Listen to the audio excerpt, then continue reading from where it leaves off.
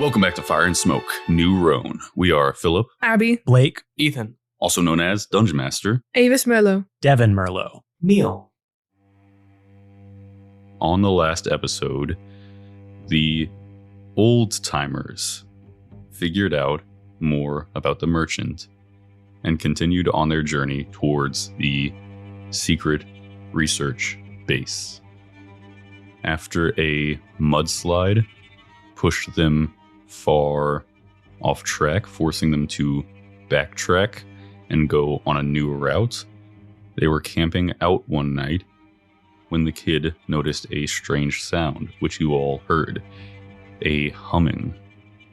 As you all went to explore a little bit, you saw like a statue, what seemed to be like a memorial. You all rolled pretty low investigation and couldn't figure out a lot about it, but there was a plaque that seemed to indicate it was some kind of memorial to some group that none of you know about, but that those people perished here.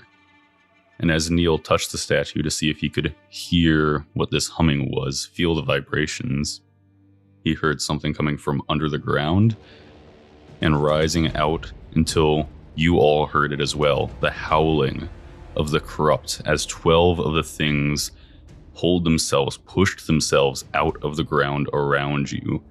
And we started a combat rolling for initiative.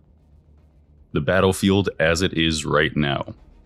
The 6 of you, or the 7 with Circuit, are standing in a little group. Who'd like to be in front and who'd like to be in back if we're doing like 2 rows of 3? I'm in the back. I'm in the front. The kid is behind you, Neil, and then Edna stands in front of Jonathan. You guys are standing around in a group in front of this statue, this thing that looks like a tree trunk or something, but one without any branches or leaves or offshoots. Around that are 8 of the corrupt, and then 4 more for a total of 12. There are 2 on each side, kind of flanking the group, so you're half surrounded. First up in the initiative is Devin, because Neil chose to float his initiative down below yours. So if I were to pick one of those 8 corrupt to attack, how many are within 5 feet? Like what's the best I could do there? You could for sure hit a group of 4. Devin is going to hold up his hand and cast Ice Knife at one of these corrupt. You guys all hear these things start to howl as they pull themselves from the ground, and you see their dark shadow black dripping like sand, like they're made of sand, humanoid figures made of sand that's trying to keep itself together, that's continually falling away but never depleting, but they're also sharp and crackling like static, and their voices are distorted, full of harrowing misery or something. You also see this statue. You couldn't quite tell what was up with it before. You have no idea. You don't feel confident that you understand what's going on with the statue because you all rolled pretty low investigation and weren't sure where to look or what was important about it. As you go first, Devin, you see these things are standing to their full height. They're all between like 5-6 feet, generally just like person-sized. They're like humanoids. They have elongated arms is maybe the only thing that's odd about their shape. And they certainly have no discernible facial features except for when they're howling. You see like a mouth pulling itself open, creating some kind of cavity, though it's not entirely empty as the sound emerges. So you see a group of like 4 that you could hit with Ice Knife. You can roll your Wild Magic Surge first. You're at a 1 through 4. 5. All good. You're at a 1 through 5 now. That's only a 10 to hit, so that's probably not going to hit. You feel the cold ice rush through your fingertips as this shard of ice forms in front of you, but as it flies off through the air, it sails over their heads and explodes a distance behind them, not hitting anything. All 4 of them still have to make dex saves as it kind of like hits the ground nearby and explodes. Okay. They are not dexterous, they are sluggish and slow moving. Does a 15 save? Yes, it does. 2 passed, 2 failed. The two that fail both will take 12 cold damage. I'll say the two closest to you are the ones that failed. You see the shards go into them, and there's not much that happens. They don't forcefully react, but you see where there was damage to them, more of this like static shadow starts dripping, pouring from them almost, and they seem like they're slowed by it a little bit. You can tell the two that are closest to you are pretty fucked up. They don't look like they're very stable things. How far away were you from them? Probably only 10, 15 feet away, as they started coming up from the ground right around where you guys are, close to this tree. Would you let me try to make another check or something with this tree statue? Make a perception check on it. 23. Looking across the fight at this thing, you're seeing in between that bark the petrified stone. It looks like petrified wood, but the surface still kind of looks like bark. In between where those grooves are like a deep red, like veins spreading up, and they look like they get stronger and brighter towards the base. Not like glowing, blinding, like hard to see. They're most visible towards the base. Okay. Anything else from you? Neil, these are those like corrupt things you were talking about? Yes, but I've never seen them swarm like this. Everyone, stay together. Stay back. You say as these things close in, kind of forcing you guys together. The one pretty close to us on the right. I'll try to kind of put myself between that thing and Avis at the very least. Avis, you could still see between my legs, right? You can shoot it. Between your legs? Spread my legs a little bit. And then you can crouch down and still get it, and you're perfectly safe. The move you guys practiced, Davis. No? In the past 3 weeks when you've been on the road, you've been practicing, your crossbow positions. This is the Right. what's this one called, Blake? The thread the needle? This is the thread the needle. You remember this? Yeah. Right. Yeah. Right. This gives like 3/4 cover, right? To Avis. Yeah, but that means if the cover is the thing that blocks it, Then you're taking It's a good thing. you're taking extra. It's a good thing I have 9 AC. this is great. All right. It's because you're so big. And 28. All right, and we move on to Neil's turn. You're in the middle of the group and kind of forward closer to the corrupt that are popping up around the tree. You like threw your hand away and backed off as they started to pull themselves out of the ground, but you're right up there with them. You've got Circuit on your shoulder, now souped up, able to help with the fight. Circuit does have stats now. It does cost a bonus action to have Circuit do something. I don't have that much to do with the bonus action. Let's have Circuit go first. Directly in front of you is one of the two that got kind of fragmented by that ice knife from Devin. So one of the damaged ones is in front of you. Neil is already turning to like the next one after that, and Circuit's going to use Force Empowered Rend. Circuit only rolled a 9 to hit. A 9 misses, unfortunately. You go up and start trying to take a fight with one of the two that's damaged by Devin, and you have a little like, not necessarily mind link with Circuit, but kind of like an open channel with it, since it's your cat and you made it, a communication with it, and you let it know which one to go for, and it's going for the other one. It swipes with its metal claws, but it misses as the corrupt is still like shambling and having like erratic motion. I'll go for the other one then. It's a 14 hit? 14 does hit. All right. Then I'm going to use a smite. And it's undead. No. Interesting. So they're not the actual people. I'll burn a first level slot. 14 damage to the first one? Or my first attack, I guess? As you thrust into it with your harpoon and your smite, your electrical energy zaps this thing, it dissipates. Alright, then I will turn to the one that Circuit was trying to hit. So 19. I'll burn another first level slot. 22 damage to the second one. You stab into one and it dissipates. You stab into another and it starts to sink back into the ground. Both the ones that Devin damaged are off the battlefield as they sink back into the earth and come apart. Too easy. There's only 10 more? Then I'm going to take a step towards like the other half of them, if that makes sense. I kind of want to like have the rest of the main group looking at me so they don't like get to Devin and Avis's back. You can kind of swing over and like help them take care of those two and also put you between them and the main group. Yeah, okay.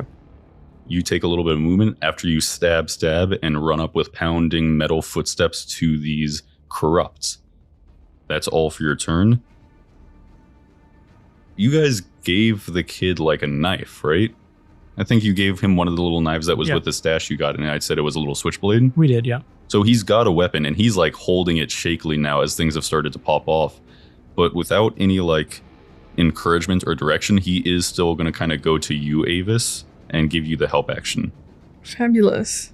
I'm gonna need that. Tell him to go kill. The merchant is going to keep herself between the main horde of the corrupt around the statue, keeping herself up in the fray in front of Jonathan, trying to protect him, trying to protect her friend. And she's going to attack one of the ones on the side that's near them.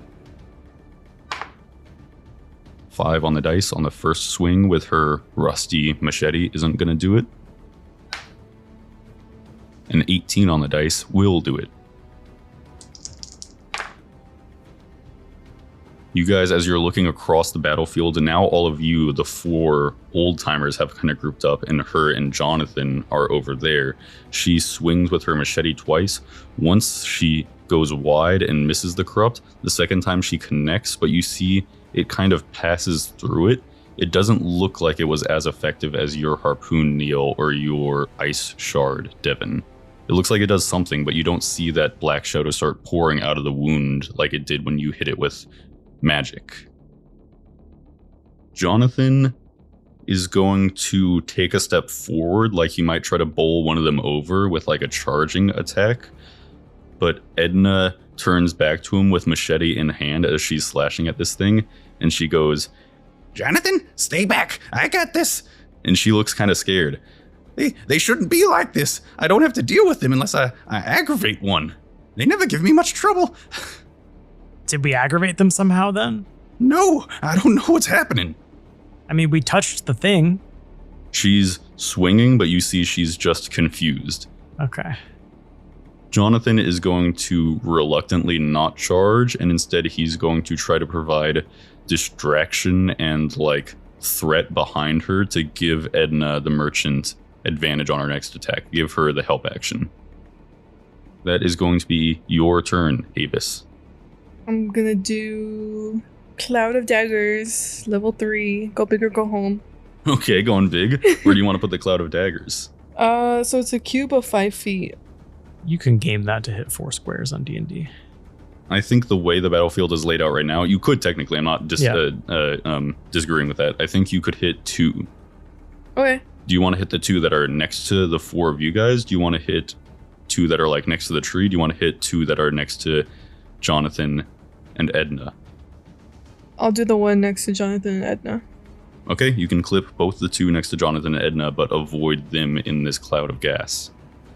Daggers? Daggers, Philip. It's knives. No, it's actually just Blake's farts. Yeah, my bad. Does it need to make a saving throw? No. Really? You fill the air with spinning daggers, blah, blah, blah.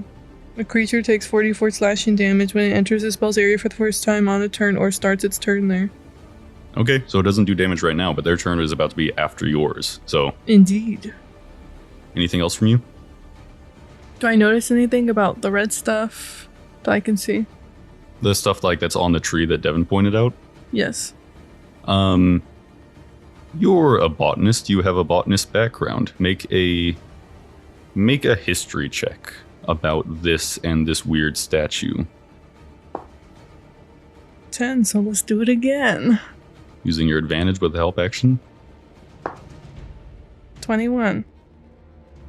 The bloom is something that everybody in your time knows about. It's something that changed the nature of the face of the world, right? You grew up learning history about it, about when the spores suffused throughout the atmosphere and changed how humans and animals work, changing how healing and death worked, changing how everything worked. The problem is that mutated forest that wrested so much control from the United States is a black box almost. Like, it's observed from the outside, but you didn't do like expeditions into it, and there isn't connection in between the United States and that. Its canopy is like a protective barrier that keeps out attacks, and nobody from the outside can make their way in without some exception, like somebody bringing them in or something. So you don't know much about the nature of the fungus there or something from that world, that area. You know a little bit about how the spores work, how they work throughout the body, and this red fungus in general. And this thing looks like a tree, and it looks like it's connected to the ground. It seems to be made out of stone, but this thing that's connected to the ground has these red veins that are glowing now that this fight started, and the aggro of the corrupt is on you. And it looks like that, like, it's stronger as it goes towards the ground and continues underground. You're seeing like the dirt right next to the base of this thing is a little glowing, like it definitely continues deeper down as well. I've got something to do on my turn. Who's going to do my turn? I don't. Do you want to give a bonus action bardic to somebody? I won't need it on my next turn. You can give it to Edna or Jonathan or something. What if I give it to Jonathan so he can actually like run somebody over? Inspire him. Well, it looks like Jonathan's being convinced not to do that. So if you want to give it to one of them to help, inspire him to do it.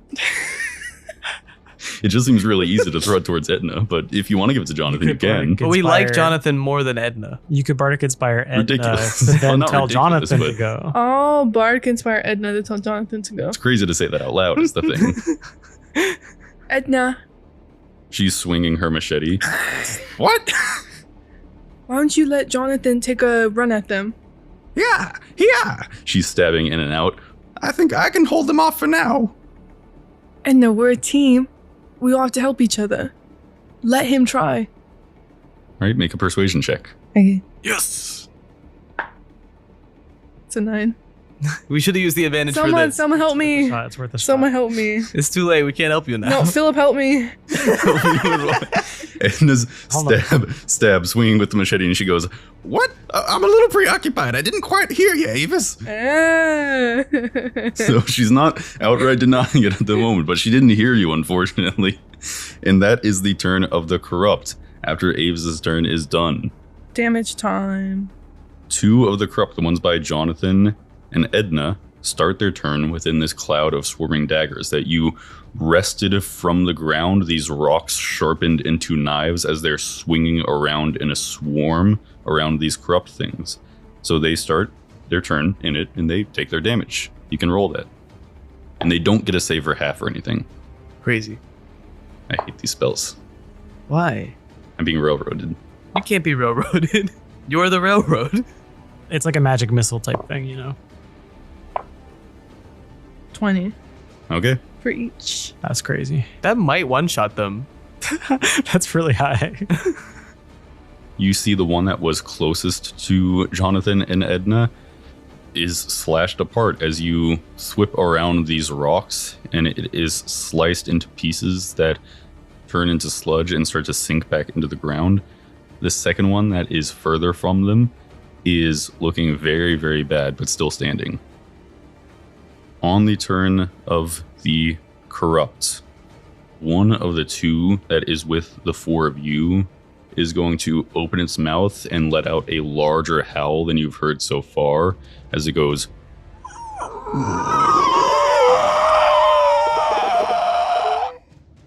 full of static and pain. Any target within 25 feet of the corrupt must make a wisdom saving throw. DC is 18. That's a high DC. Are you sure that's right? I'm so wise. I will roll for the kid. Neil, you can roll for Circuit. What? Circuit is in combat. Such a high DC. It's too high. This is like a breath weapon. Yeah. This is a thing that only recharges on a 5 or a 6 on a d6 roll. So like now that it's used this, it won't be able to use it until on the top of its turn, it rolls a d6 to see if it comes back. So it is a high DC and it will have a negative effect, but it's not something that's just going to be spammed every turn necessarily. Circuit got a 10. I got a 15. I got a 15. I got a 10. The kid got a 13. Ah, So every single one of you guys failed. You guys feel your ears rattle and your souls shake as you hear this terrifying wail. All of you on a failure gain 7 to your current surge counter. Philip, I go up to 1 through 12. Oh, that's what about me? Yep. I'm at 7? Well, you go up to 1 through 8.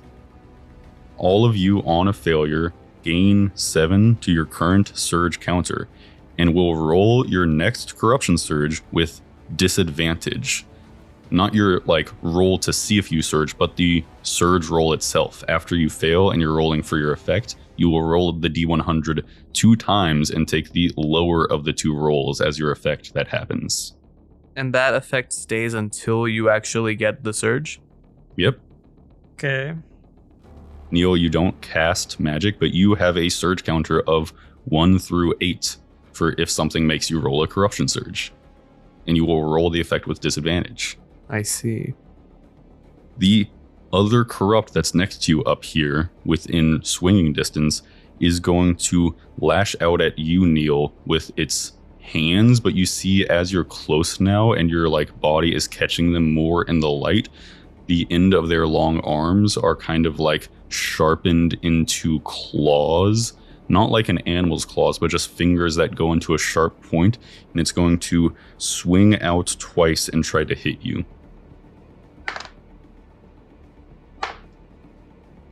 The second one is a 14. Does that hit? No, The first one is a 22, which I believe does hit. that will hit. So you get 1 hit on you. You are going to take some psychic damage and have to make a constitution saving throw. So roll that constitution saving throw for me. 21. You feel this thing slash across your chest. Its claws go into and through you. It doesn't tear metal and it doesn't leave marks, but you shudder as you felt this wail earlier build this pressure inside of you. And as the claws connect, you do take psychic damage. You take 7 psychic damage, but also you get a little note of a warning that you feel that build up inside of you rumble and shake like it's trying to burst, but it doesn't. You hold it back. Of the remaining corrupts, the one that is closest to the merchant is going to stay in place. 3 of the other 6 are going to swarm towards the merchant. They have 30 feet of movement as they shamble over so they can easily make it to her. None of them are going to accidentally walk through the cloud of daggers, right? One of them will walk into the cloud of daggers. Yes. Oh my god. As you see, these things are erratic and moving with jolting movement, but they're clearly trying to get into a specific formation. And you see they take up a position, 1 on each side of the merchant. One of them, 2 of them next to Jonathan within swinging distance, but they're not going to swing at him. They're all facing the merchant. The other 3 near the statue are going to move towards all of you, but they stop around Neil. Those 3 are not going to be able to make any attacks. The ones around the merchant, though, none of them have used this rechargeable breath weapon yet. They all have it. As the 4 of them take up position around the merchant, their arms are melding together and connecting her like they're trapping her in a ring around the Rosie as she's in the center of the 4, and all 4 at once are going to use their nightmare chorus as they all use their breath weapon and pull open their mouths to howl. Edna is going to make a pretty high wisdom saving throw. This isn't an attack roll? No. Rats. This is 4 rechargeable breath weapons binding themselves together, which will take action to undo on their next turn. They're stuck like this. This is a big commitment and a lot going on, but it is a bad effect. She's got to make a high wisdom saving throw in order to weather this. This is different than the one that they did to us, or it's the same one? It's a more intense version of what they did to you. It will have a different effect. A 10 on the dice gives the merchant a 12 total for her wisdom saving throw. What if I did motivational speech? It's too late for that. You see Edna was swinging with her machete, trying to keep this one back from Jonathan as he was holding back and trying to give her the help action. But they shamble over too fast and too erratic and surround her and are suddenly like putting her in the center and screaming with this anguish, this static haunting voice. And you see her like eyes rattle and roll up into her head, and her head shakes, and Edna collapses. She ragdolls and drops to the ground. You see her body goes limp, the machete falls out of her hand, and she's laying on the ground. You see breath. She's not dead, but she is out. Edna! Jonathan, do something, man. Don't just stand there. Neil will shove Devin for that. And then turn himself like he's going to go walk towards Edna and Jonathan in a second. You turn, but as you're turning, you're seeing these other corrupt are starting to surround you. They can't do anything on this turn, but you're in the thick of it right now. Jonathan hears that, and though, you know, it might be a low blow, he agrees. You see his like grit of determination. He looks like he's digging a hoof into the ground, like he's about to ram into all four of these things and put himself standing over Edna on the next round of combat. At the very end of the round, one other action happens from the statue. I'm going to roll a d4. I rolled a 3. Neil, as you're turning to face Edna and Jonathan, you are currently the closest one to this statue with its glowing tendrils coming up from the ground. You see at the very tip where this winds its way and goes into a fine point, there's a little crackling glow of black that doesn't really make a lot of sense. It looks more like not light, but like some kind of material or something, but it's acting like a flowing light kind of thing. And a streak of like zigzagging lightning almost strikes out and hits you in the head. You immediately make a corruption surge roll. You would have disadvantage for it, but you already have that from the whale. That's a D100. So you roll a D100. You're rolling a corruption surge. Does my thing get cleared at least? It will. You will go back down to only a 1. Okay. 26 with disadvantage? Neil, you've got a bad feeling about how this fight is going. Your next required roll is going to be a natural 1. All right.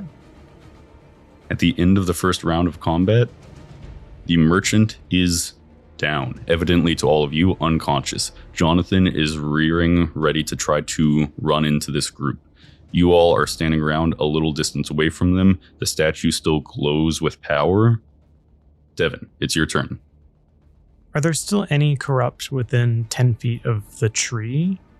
2 that are on like the other side of Neil are within 10 feet of the tree. How difficult would it be for me to run up and be like next to the tree, essentially?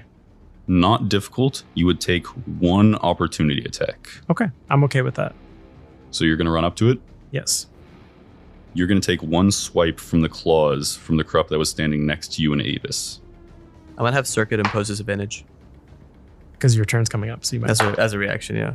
Doesn't he have like a really low AC? Anyways. Yeah, I have AC of 9.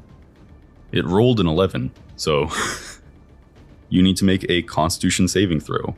What? DC is lower, it's only DC 13. Because you took your 1 week of rest in the cart, you don't have that -1 to your con saves, so you're rolling it with your regular +0. It's only a 6.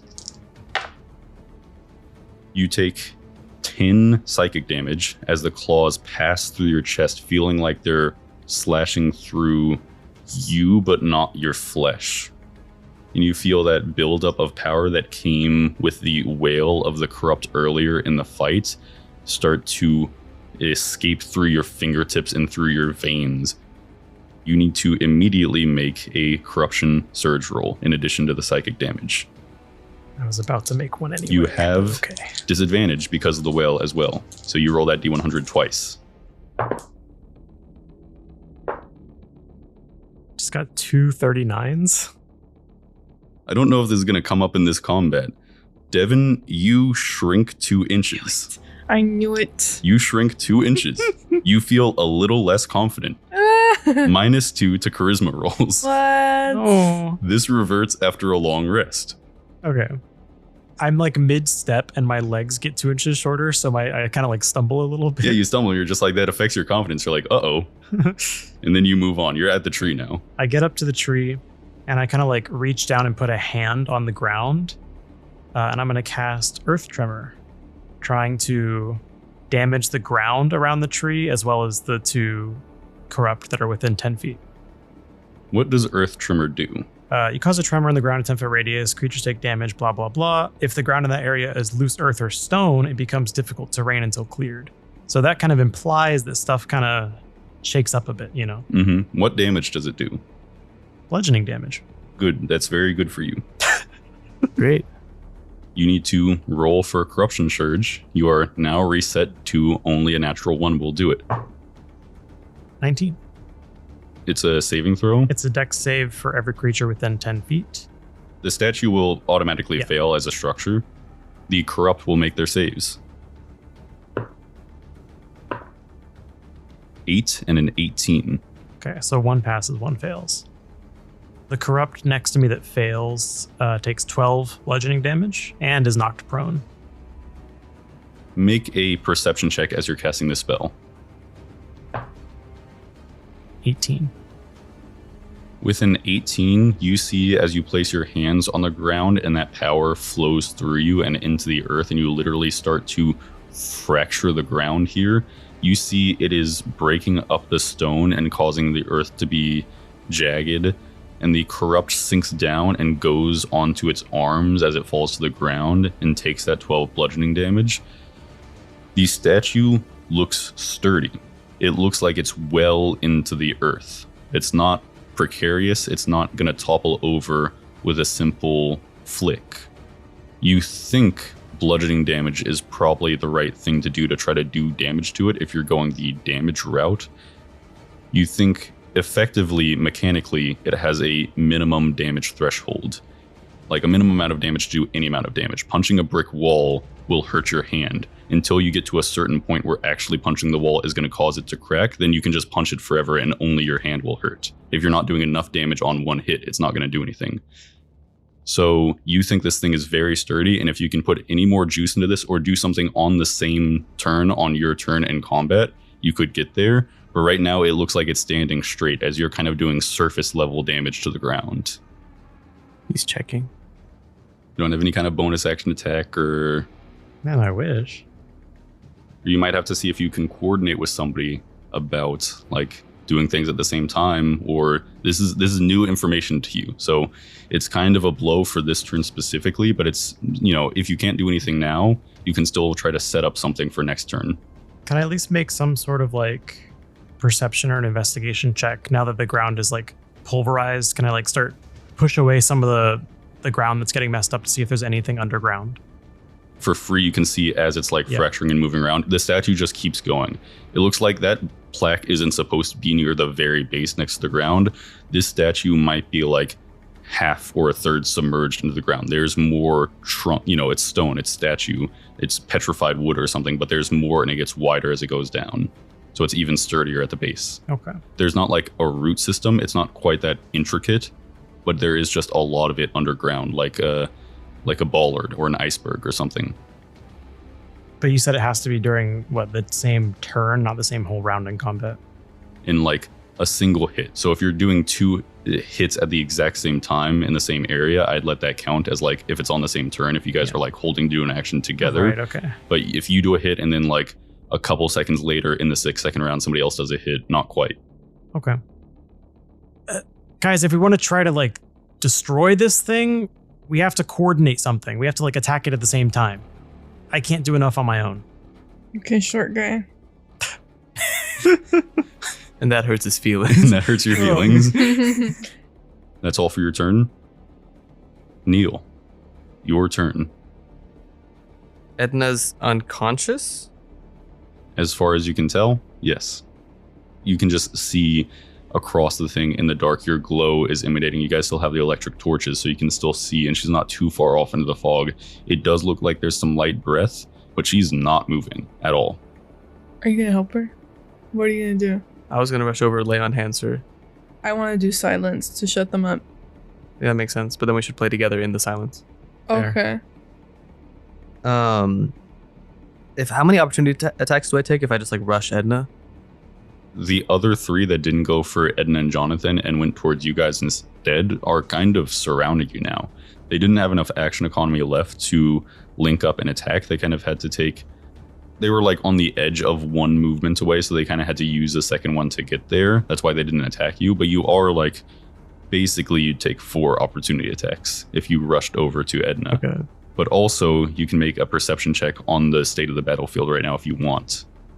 I'll take the 4 opportunity attacks. I'm gonna rush to Edna. Really? Yeah. Would you like to make a perception check before you go? I may as well. Okay. It would be, you can know that it will be a nat 1. Oh, yeah. I will have rolled a 1 then. You can't quite see what's up with Edna. She just looks unconscious. So you're going to run over and take 4 opportunity attacks? Yes.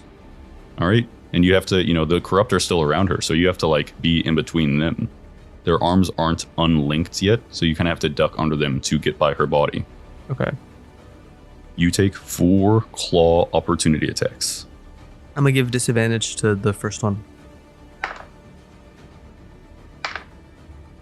It misses very badly. Second one. Misses. Third one is a nat 20. Fourth one is a natural 2.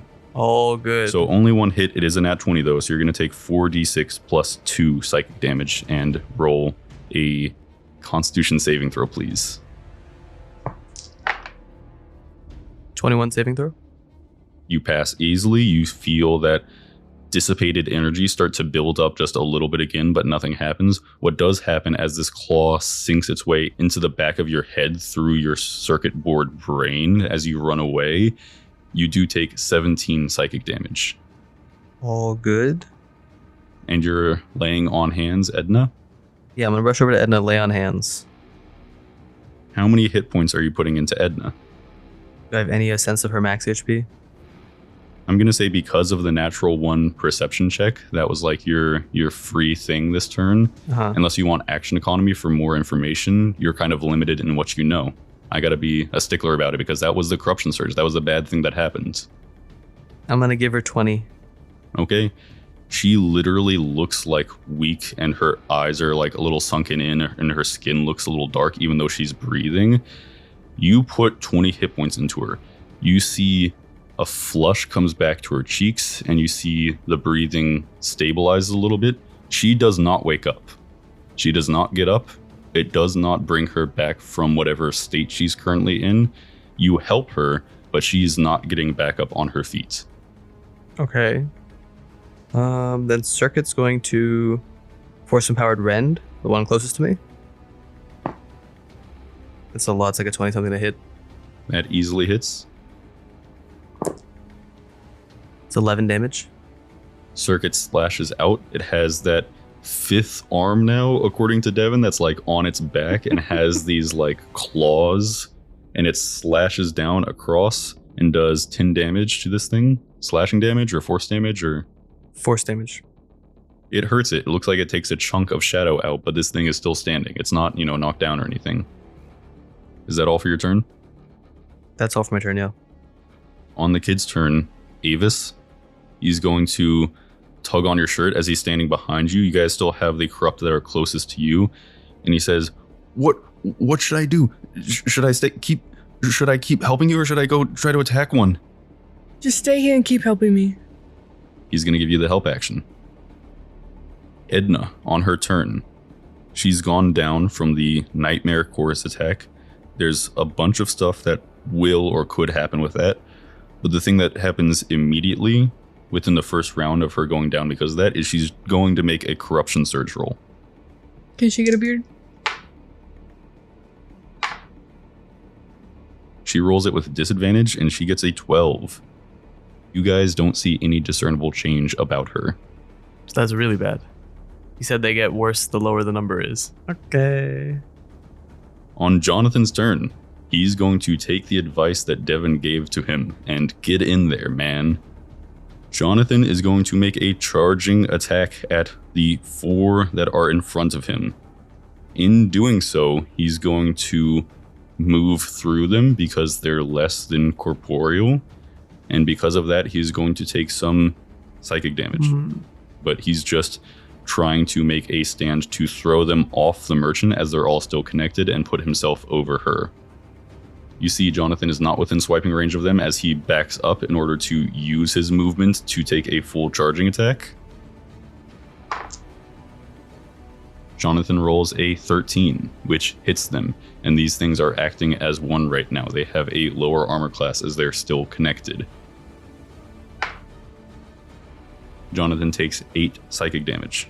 He is not looking too bad at all.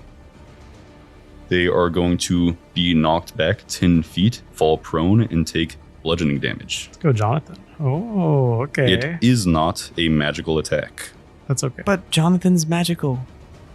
He is now standing a little bit over and in front of, like his front legs spread and trying to impose himself between the corrupt and Edna.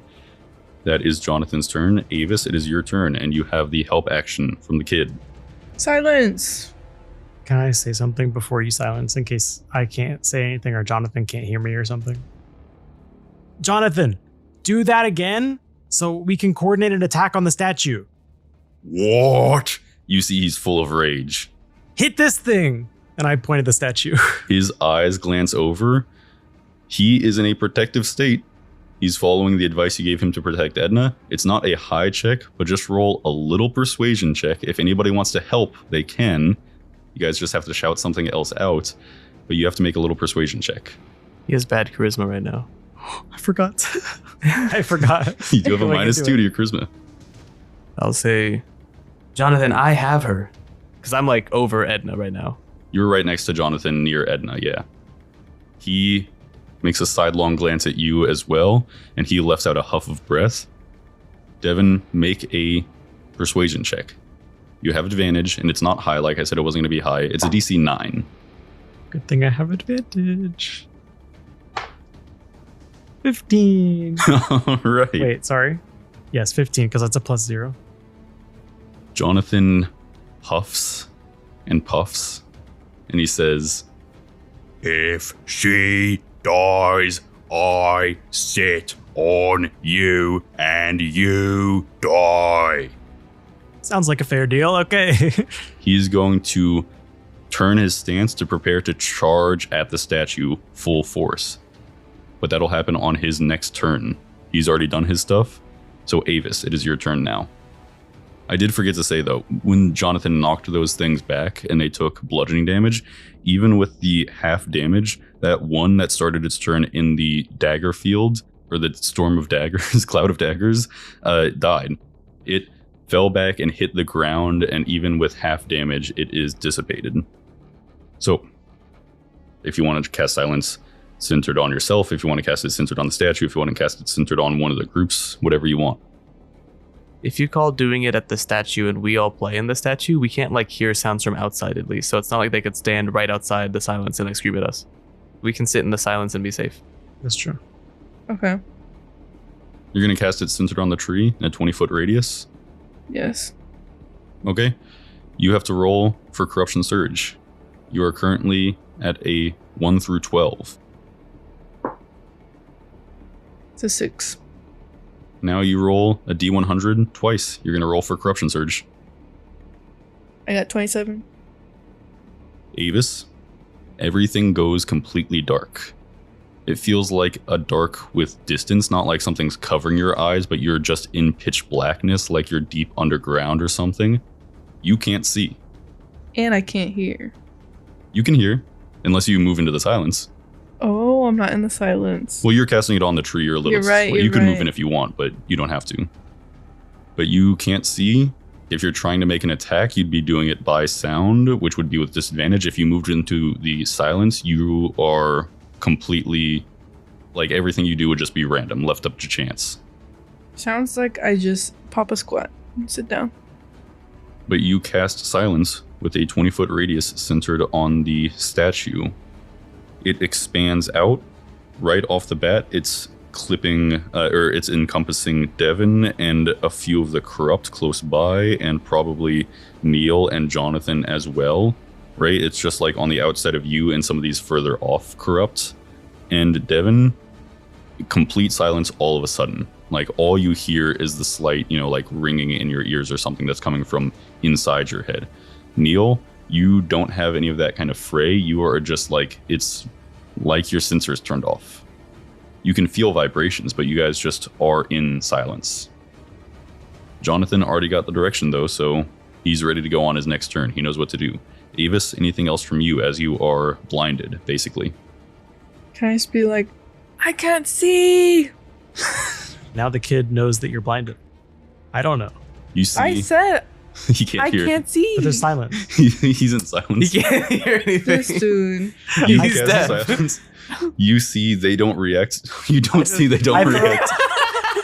I throw up a big... Devin throws up a big thumbs up towards Avis. You can't hear, she can't see.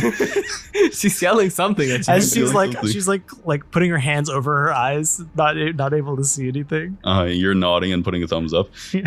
Avis, you hear the kid say, "It's okay, Miss Avis, I'll protect you," and you feel him move around in front of you as these corrupt are still a little close by. All five Boom. are gonna swarm onto him, and he's How you about gonna to say die. like you feel a knife in your back? No. He would never do that to You went me. into like describing the attack mode. You're like, and then you feel. It was actually just McGovern the whole time. That's all for your turn, Avis. That is the second turn of the corrupt. The three that were linked around the merchant are going to take an action to undo their arms so they can move freely. All three of those ones are going to roll to see if they get their whale back. They won't.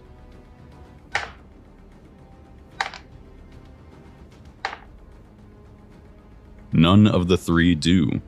The one close to you and the kid, Avis, is going to see if it gets its whale back, the one that used it individually during round one. It does not. So we got 8 remaining on the battlefield. 3 are in a group off by Jonathan, a little to the side where he's pushed them over. They have to use half their movement to stand up, and they're going to move back towards him. They're less than thinking, less than strategizing. They're kind of still moving in unpredictable ways. They get all around Jonathan once again. One of them is within swinging distance of you, Neil. But they don't have actions left. They had to use those to unlink.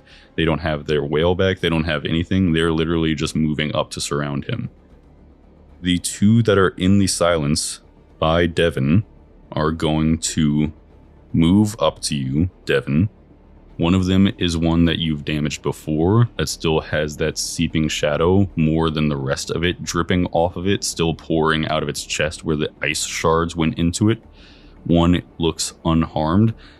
I'm going to say they absolutely don't understand that they're in silence, and one is going to try to wail. You don't hear anything and you face no ill effect. It still uses it. And the other one is going to take an action to take 2 claw attacks at you. This thing's mangled hands that form into sharp points are going to slash down and pass through you. Yikes. That might knock me down. You are going to take 2 hits. Is this 2 Constitution saving throws? It is 2 Constitution saving throws, but let's wait to see if you go down or not first, because you will immediately fail if you do. You would be an unconscious creature. The first one is going to do 10 psychic damage. Okay. The second one is going to do 11 psychic damage. So down. It's not even close. Devin, you go down. I don't even know, do I? You don't know. Man. He doesn't make any sound. These corrupt don't make any sound as one lashes out and sends its arms streaking through you. You feel like it's rending at your very heart, and you suddenly lose consciousness as you go down, just damage to your psyche. You will make both Constitution saving throws, but you will fail both Constitution saving throws.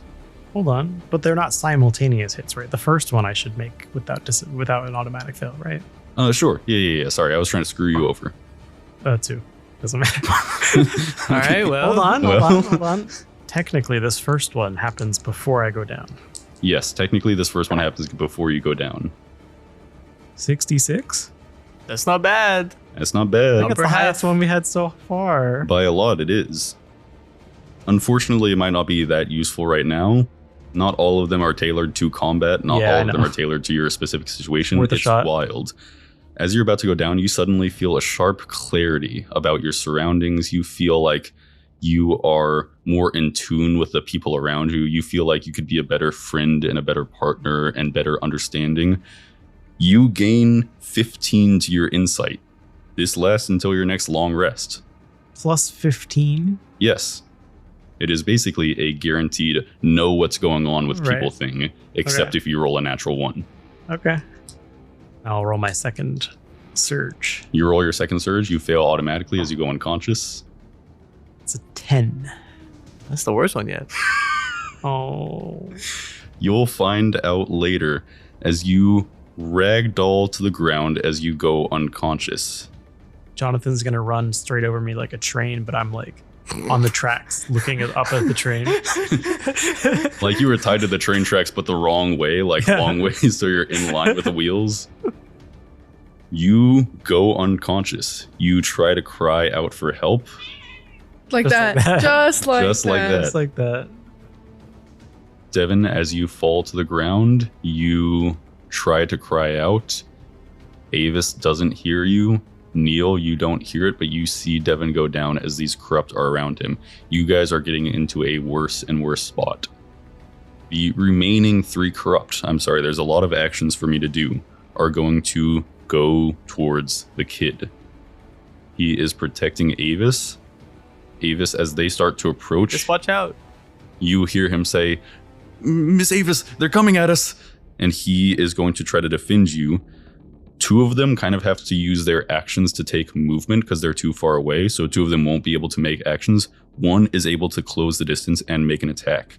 It's the one that didn't get its whale back though, so it doesn't have that one. The kid is getting a swing on him. He has a very low armor class. This thing rolls low, but not low enough. It gets a 12 and connects. He passes the Constitution saving throw, so he won't roll a corruption surge. He does have low hit points. He has 12 hit points. This thing is going to roll 2d6 plus 2 psychic damage. It probably won't take him out unless it rolls very high, but he's going to be in a bad state. He takes 7 psychic damage and winces, something that you don't see, Avis, as one swings through him, and he yells out, "Avis, I might need help." We get to the end of the round, and things are looking rough.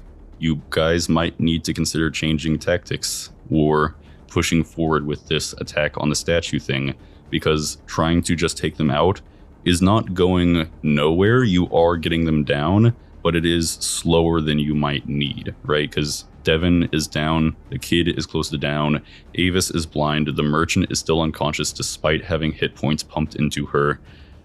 At the end of the round, the memorial is going to roll for its random action. Forgot about that one. It's a good thing we're all crowding around the tree. On its d4, it rolled a 1. Oh. Thanks, Blake. That humming comes to a swell suddenly and drops, and you feel a little rumble go out through the ground and up through the legs of the corrupt, and you see them vibrate and get like stronger and taller. All the currently standing corrupt, not the ones that have already been taken out, but any that were still on their feet, are healed. They don't have a lot of hit points, but the ones that did have hit points left go back up to full. Okay. That is the end of the round. It goes to Devin, who has to make a death saving throw. 16. That is a pass. It goes to Neil. You are up. You are currently in the silence with Circuit. You are standing next to Jonathan, who is getting ready to charge at the statue. What would you like to do? You could keep attacking. You could go help one of your friends who is unconscious, or Avis is blind and getting attacked with a kid, or you could help Jonathan. You've got a set of options you could probably take here. Can you do any bludgeoning damage? No, not really. I think I'm gonna swing on them. I'm gonna swing on the two right next to me and Devin. All right. 11 to hit on the first one? An 11 just misses. Okay. That's like a 15. I'm gonna burn a second level slot. 18 damage to one of them. 18 doesn't quite do it. It's looking very rough. It's looking like it's keeping itself together by threads. Then I'm going to use my Channel Divinity, the Champion Challenge. So the bonus action, I issue a challenge, but it doesn't say they have to be able to hear me. This is the one that where as creatures I can see are compelled to do battle with me. Each creature that I choose within 30 feet must make a wisdom saving throw. And if they fail, they can't walk away from me. And it only ends if I am incapacitated or die, or if they're moved more than 30 feet from me. You are spinning your head around on a swivel in this fight, and you can choose by any. Did you mean like any one, or like any amount? It's a mass compel duel. A 30-foot range? Yeah. You are within 30 feet of all but one. The one that's like furthest away by the kid and Avis on the other side of them. So literally all the other ones you could mass compel duel. I will mass compel duel all the other ones. So it's just they can't move further away from you, and they're compelled to attack you. To duel me, yes. They have to make a wisdom save though. They have to beat a 14. There are so many. So I'm going to roll to see how many fail, and if you'd like to assign like specific ones to have the failures, then I'll let you do it instead of like trying to keep track of like tagging each one and whether or not they fail or succeed.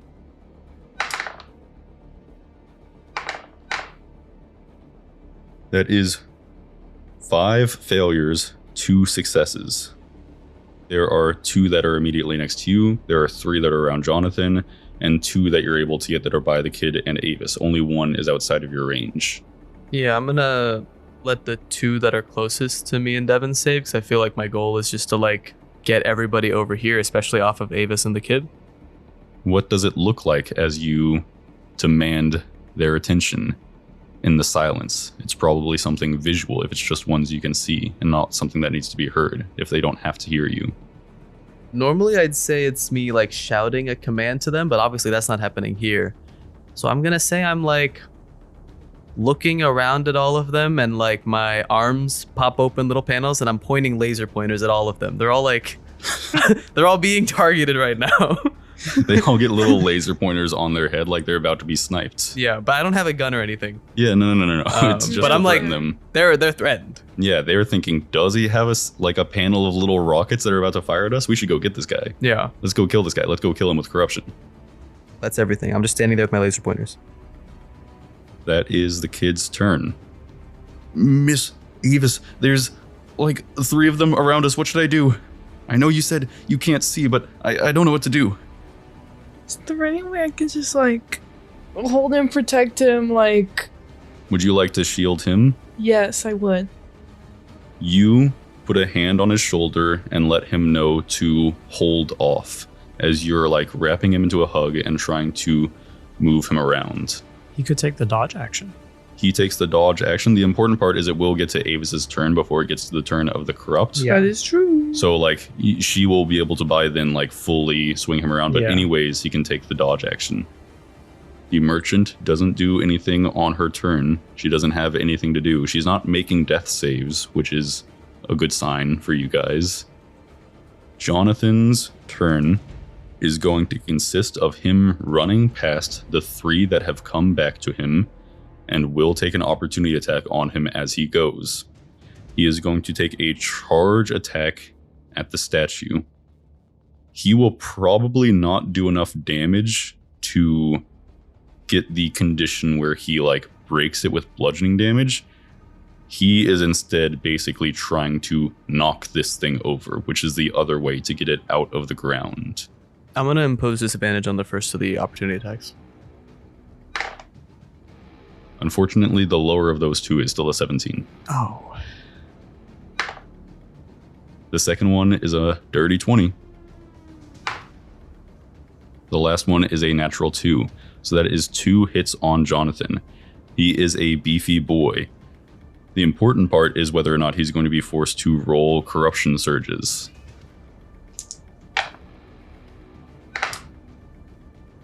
Jonathan gets some psychic damage that doesn't seem like it even phases him, as he's single track minded on trusting you to protect Edna now. Neil, you've moved a little bit towards Devin to attack those two, but you're still like standing basically in front of her between the other corrupt. And he backs up a little bit and charges full speed at the statue. For this check, he's trying to knock it over, so he's going to make a strength check for that. So the thing will take damage. It'll take maximum damage, which is 22, which is more than the damage threshold of 20. This statue is, no matter what, going to go from 50 hit points to 28 hit points. It's going to take almost half of its health. But what might happen right now is if he gets high enough on the strength check, which he needs to make a DC 26 strength check, it might be dislodged from the ground. I will say, because Devin, you rolled... Because earlier you did the erupting earth that loosened the ground here, I'll lower the strength check he needs to make to a 22. So I'll lower it by 4. He's going to roll. He gets a +7 to this. He's got this. You see Jonathan bounds forward with his short little legs. He's all body. He's all mass. But this soft earth is not a good thing to dig into and get traction and get up to speed. And he rams into this thing. You see it cracks and like fractures spread throughout the body of the structure up towards the tip. It is weakened. The damage threshold required to do bludgeoning damage to it is lowered, but it doesn't break apart and it doesn't come out of the ground. Instead, Jonathan gets a really, really, really bad headache as he slams his head into this thing and goes, "Ow!" Unfortunately, the statue is not taken out. Avis, on your turn, you wanted to wrap the kid in like a hug and pull him around so he's not in the way of the corrupt, and they'll instead swing on you on their turn. You do that and basically trade places with him as you cover him in a protective shell. You, if you'd like, can also take a dodge action like you're kind of trying to push you guys down to the ground so they don't swing on you. Yeah, I would like to do that. For physical attacks, they'll have disadvantage because of that. Okay. However, as it goes to their turn, 2 of the 3 of these things around you guys, Avis, are going to turn and move into the field of silence towards Neil. As they move away, even though you're taking the dodge action, you can still take an opportunity attack on one of them if you'd like. I would love to. I don't believe opportunity attacks can be ranged weapons. So you are just going to be taking a swing. So not magical, but you can still do damage to it. That won't be nothing. 20! A natural 20? No. So exciting. So a strength attack is just 1 plus your strength modifier, is I think what we figured out last time. What's your strength modifier? 1. So you do 2 damage to it. Woo! But halved because it's not magical? I wasn't going to say that part. I didn't want to undermine it at all. Better than 1 halved to 0. It is better than 1 half to 0. People got so mad at me for pointing that out. Anyways, the last one with you guys, Avis, is going to roll to see if it gets its whale back because it's the one that was missing it. It does not. So instead, it's going to take a swing on you with disadvantage. The lower of the 2 is a 10. I don't believe your armor class is 10. It is 13. It misses as you duck and roll and put yourself over the kid to protect him. The remainder of the corrupt, which is 7 on them, they're going to attack you, Neil. 4 of them need to roll to see if they get their whale back. And if they do, they might waste it. So, I mean, the other 3 will waste it? Maybe they're going to try to link up around you. Oh, I'd love that. Only 1 gets its whale back. Full That's chain 4. of They can do it. The top and bottom and to the sides of you are going to raise their long, creepy arms as they form together, and their faces open, that cavity in their face that's like a mouth but too big and too interconnected as the shadow pulls apart to wail at you. You hear no sound. I don't blink. You don't blink, you don't hear anything. You see that nothing happens. That's all 4 of the ones that had a wail, and they are currently linked around you. That will take action to undo, and they don't have a wail anymore, and that's their action for the round. The 3 that remain are going to take swipes on you with their claws. First one is a natural 1. Second one is a natural 5. 18 on the dice, so it's 22. Make a Constitution saving throw.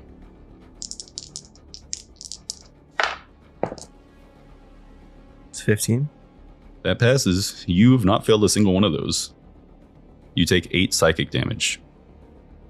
At the end of the round, the statue of the tree trunk, this memorial shrine, is going to roll to see what its action is. You guys see anybody who is up and able to see, which is the kid and Neil. Interesting And Venn diagram. Up Jonathan. and able to see. See in the foggy distance up top where it's a little bit harder to make out, that black sludge, that black glow, weird, illogical thing is forming more into a tight ball, as it's like it's being restrained and forced until it can break its bound and expand out across all of you and into the distance away.